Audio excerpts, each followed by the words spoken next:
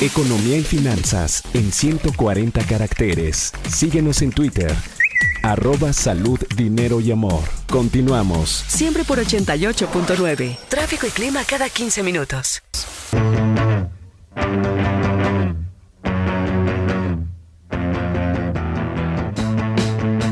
Ya está con nosotros Eduardo Reyes McDonald, quien es director general adjunto de Hipotecaria y Automotriz de Banorte. Nos da mucho gusto que Banorte esté ahora con nosotros. No lo habíamos tenido desde hacía mucho tiempo y qué gusto que estés con nosotros, Eduardo. Cuéntanos qué va a pasar con el mercado de crédito hipotecario. La gente de repente está como un poco preocupada porque pueden subir las tasas de interés. Eran de los créditos más bajos del mercado. No me refiero solo específicamente a un banco, sino la tasa de crédito hipotecario estaba en muy buen nivel. ¿Esperaremos que suba en los próximos meses? ¿Y cuánto estás pensando que podría subir, Eduardo? Hola, muy buenas noches, Romina, Marilena. Qué gusto de verdad saludarles y la oportunidad de dirigirme a sus radioescuchas. Y bueno, pues sí, comentarte en crédito hipotecario, Banorte siempre ha tenido una vocación pues muy denotada hacia poder atender a las familias mexicanas. Los créditos que hoy tenemos contratados no han sufrido cambio de tasa porque ya venían previamente contratados a tasas fijas. Entonces, pues no hay un temor o no hay nada que preocuparse quien ya tiene hoy contratado un crédito hipotecario. No obstante lo anterior, ya, como sabes, las tasas de referencia se han movido, pero lo que toda la banca en su conjunto ya hemos hecho pequeños ajustes a la alza de las tasas, pero siguen siendo igualmente competitivas. Te pongo un ejemplo. Nuestra tasa actual, la tasa más baja que tenemos, está en 9.45%. Son tasas pues por debajo del doble dígito y que siguen siendo muy competitivas para ayudar a las familias mexicanas a poder adquirir y a incrementar su patrimonio. Eduardo, te saluda Marilena Vega. ¿Cuál sería tu recomendación antes de adquirir una vivienda? ¿En qué fijarnos? Sí, Marilena, con mucho gusto y muchas gracias. Mira, lo más importante sobre todo es que las personas, toda vez que tengan decidido el inmueble que quieren adquirir, pues que busquen entre la banca quién le puede ofrecer condiciones a tasa fija. Eso es muy importante en este momento, no ponernos en manos de una tasa variable y sí saber desde el principio cuáles son los pagos que van a tener que realizar durante el devenir de los años y con condiciones a tasas fijas y pagos conocidos. Eso sería lo más recomendable. Lo más recomendable también es que busquen instituciones serias, instituciones sólidas, que les puedan responder en forma muy rápida y que les ofrezcan condiciones competitivas como lo hacemos nosotros hoy en día, Marilena. Eduardo, te saluda Claudia Villegas y me gustaría que nos comentaras en un año muy complicado, inflación a la alza, tasas moviéndose, ¿qué le dirías a la gente que quiere reestructurar este año su crédito hipotecario? Hola Claudia, mira, es excelente pregunta. Hay muchas personas que contrataron su crédito hace algunos años en el que aún las tasas eran pues no tan competitivas como las que aún existen y yo creo que es un buen momento también de acercarse a la banca, de acercarse a Banorte y poder también hacer una reestructura de su crédito, acercarse con nosotros y pedir el tener una tasa con las condiciones competitivas que tenemos. Yo creo que sigue siendo aún un muy buen momento. Te diría que la perspectiva pues es bastante buena, es el que el año pasado la cartera hipotecaria del país creció a ritmo del 11%,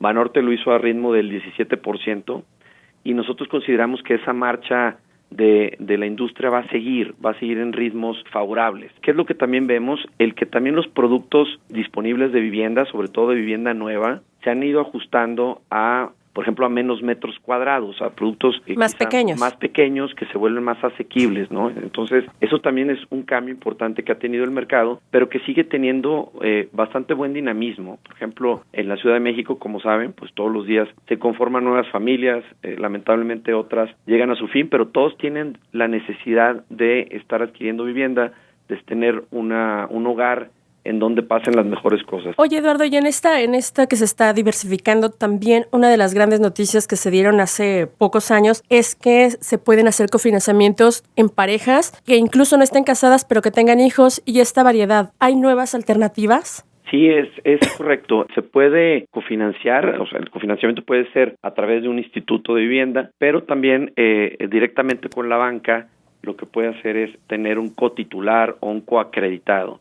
Esto es parejas que, conviven en forma conjunta y que pues tanto la pareja íntegra tiene forma de comprobar los ingresos y formalmente pueden adquirir un inmueble que sea para beneficio de dicha familia. Pues Eduardo, muchas gracias. Es importante tomar en cuenta lo que estás diciendo de este es un buen momento para contratar un préstamo hipotecario antes de que pues se vengan más aumentos en las tasas de interés de referencia. Hay que tomarlo en cuenta, puede ser una buena alternativa. Gracias a Eduardo Reyes McDonald, director adjunto de Hipotecario y Automotriz de Banorte. Buenas noches, Eduardo, gracias. Muy buenas noches y gracias Romina, gracias Claudia, gracias Marilena. El amor. Seguimos aquí en Salud, Dinero y Amor, sus amigas María Elena Vega, Claudia Villegas y Romina Román. Y como se lo adelantamos al inicio del programa, está con nosotros la abogada Ana María Kudish, quien nos va a platicar sobre el tema y las obligaciones, los derechos de las parejas del mismo sexo. Buenas noches, Ana María, gracias por estar con nosotros una vez más. Muchas gracias, buenas noches a todo tu auditorio, gracias por invitarme. Gracias a ti, Ana María, y platícanos. ¿Ya podemos decir, Ana María, que los derechos son iguales a las parejas del mismo sexo que a las parejas heterosexuales? ¿Ya estamos en un régimen absolutamente igual? Sí, en la Ciudad de México sí lo es. De hecho, desde marzo del año 2010, el matrimonio entre las personas del mismo sexo es lícito. Y la Suprema Corte de Justicia de la Nación también resolvió que todas las entidades federativas están obligadas a reconocer la validez de los matrimonios homosexuales celebrados en la Ciudad de México. Entonces, eso quiere decir que antes se tenía una sociedad de convivencia que desde luego no era igual que un matrimonio porque las parejas firmantes permanecían solteras y ahora ya con el matrimonio se reconocen todos los derechos conyugales a las parejas de personas del mismo sexo, incluyendo la adopción, la adquisición común de crédito bancario, la posibilidad de heredar bienes y el derecho a incluir a la pareja en las pólizas de seguro, entre otros derechos que antes no eran reconocidos por la ley de sociedades de convivencia. Entonces, hoy el matrimonio, en su artículo 146, dice que es la unión libre de dos personas para realizar la comunidad de vida, en donde ambos se procuran respeto, igualdad y ayuda mutua, y que debe celebrarse ante el juez del registro civil con las formalidades pues de un matrimonio. Ajá. Entonces, yo creo que las parejas del mismo sexo hoy tienen los mismos derechos que las parejas heterosexuales. Debemos de ver que el matrimonio es la figura que más protege a las parejas, que las parejas que viven en unión libre, sean del mismo sexo o no, tienen también derecho a heredar, tienen también derecho a pensión alimenticia, pero como no hay un acuerdo respecto de bajo qué regulación de bienes se van a casar, esto es separación de bienes o sociedad conyugal, cuando este concubinato se termina, no tienen derecho a una compensación respecto de los bienes adquiridos durante el matrimonio, como lo es en un matrimonio precisamente. Ana María, entonces, esta parte de que no tienen derecho a los bienes adquiridos durante el matrimonio, esa es la parte que sería distinta, pues. Es distinta, pero porque tú no contrajiste matrimonio y porque estás unido en unión libre. No tiene que ver con que sea una pareja del mismo sexo o una pareja heterosexual. Las parejas del mismo sexo tienen ya los mismos derechos que las parejas que son heterosexuales en la Ciudad de México. Su matrimonio va a ser reconocido en todos los estados de la República, pero si ellos viven, por ejemplo, en Michoacán y se divorcian, sí se van a tener que atener a la legislación michoacana y a los derechos que esa legislación les pueda dar. Algunos estados de la República, por ejemplo, reconocen que hay compensación de bienes, otros estados de la República no lo reconocen.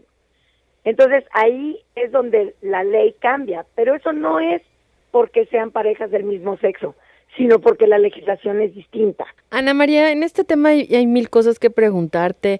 La primera es, ¿cómo ves esta apertura de otros estados para que la unión de parejas del mismo sexo sea una realidad? Y otra parte, me están viendo feo Claudia y María Elena, porque creo que ya no las dejé preguntar, pero ¿qué pasa cuando llegas a una escuela, una pareja del mismo sexo y quiere meter a su hija pues a esta primaria, secundaria o kinder y les niegan, ¿pueden demandar? Sí podrían demandar, porque si es un acto de discriminación, es algo que no tiene por qué hacerse.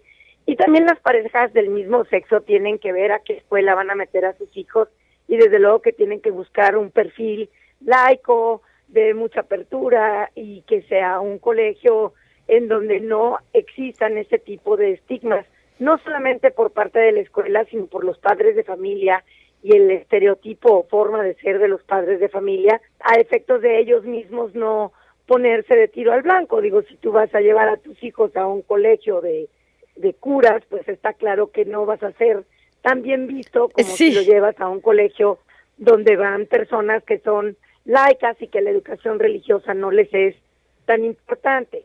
Pero los derechos de las parejas del mismo sexo son los mismos ya, incluso si desde el 2010 al 2016 la Suprema Corte de Justicia ha reconocido que estos matrimonios son válidos en toda la República Mexicana, ellos claro que pueden hacer valer sus derechos en todas partes. Perfecto, Ana María, pues te seguiremos invitando porque hay muchas cosas que platicar siempre contigo, siempre muy amena, siempre muy interesante. Ana María Muchas gracias. Kudish, especialista, abogada, muchas gracias por estar con nosotros esta noche en Salud, Dinero y Amor.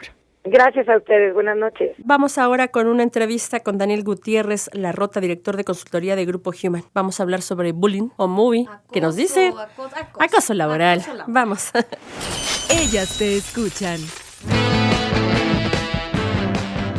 Y después de temas económicos nos vamos a un tema que, desafortunadamente es más común de lo que imaginamos y me refiero al moving laboral o lo que conocemos como acoso laboral. Daniel Gutiérrez, muchísimas gracias por estar esta noche aquí en Salud, Dinero y Amor, director de consultoría de Grupo Human. Muchísimas gracias por acompañarnos. Esto del moving laboral, ¿qué tan frecuente? Porque parece ser que no hay nadie que no lo haya vivido en algún momento. ¿En qué momento podemos considerar que ya está siendo un problema o un acoso o un moving? Antes que nada, muchas gracias por la invitación.